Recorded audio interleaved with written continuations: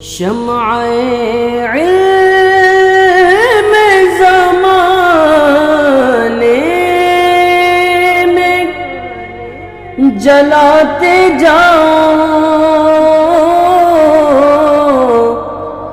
سیکھ کر اس کو زمانے کو سکھاتے جاؤ۔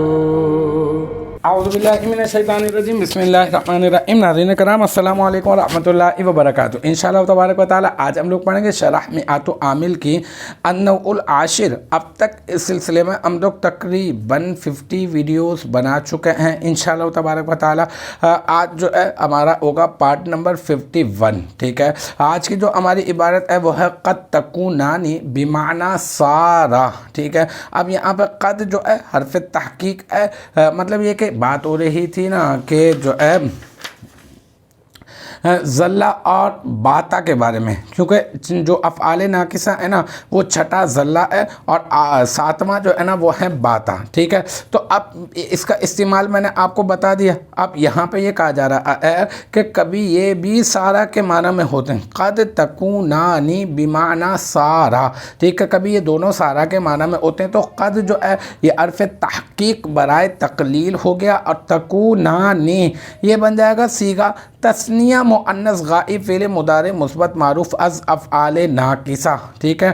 اور اس میں جو ہے وہ الف ضمیر وہ بن جائے گی اس کا اسم، اور با حرف جر، ٹھیک ہے۔ معنی مضاف اور سارا مراد اللفظ ہو کر مضاف الیہ، مضاف اپنے مضاف الیہ سے مل کر مرکب اضافی ہو کر با حرف جر کا مجرور، پھر جار اپنے مجرور سے مل کر یہ بن جائے گا ثابتینی اس میں فاعل کا ظرف مستقر، ثابتینی اس میں فاعل، اس میں ہما ضمیر مرفوع متصل مستتر راجع بسوئے تکونانی کا اسم، اس کا ثابتینی کا فاعل، پھر ثابتینی اس میں فاعل اپنے فاعل اور ظرف مستقر بمعنی سارا اس کا ظرف مستقر ہے نا، اسی کے لیے نکالا ہے۔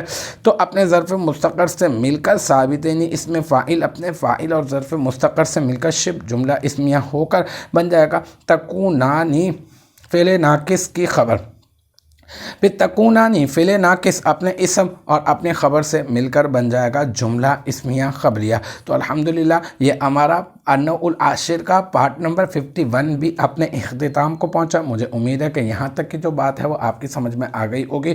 انشاءاللہ تبارک و تعالی نیکسٹ ٹائم اگلی ویڈیو اگلی کلاس کے ساتھ ملاقات ہوگی۔ جب تک آپ اپنا بہت خیال رکھیے گا۔ وآخر دعوانا ان الحمدللہ رب العالمین۔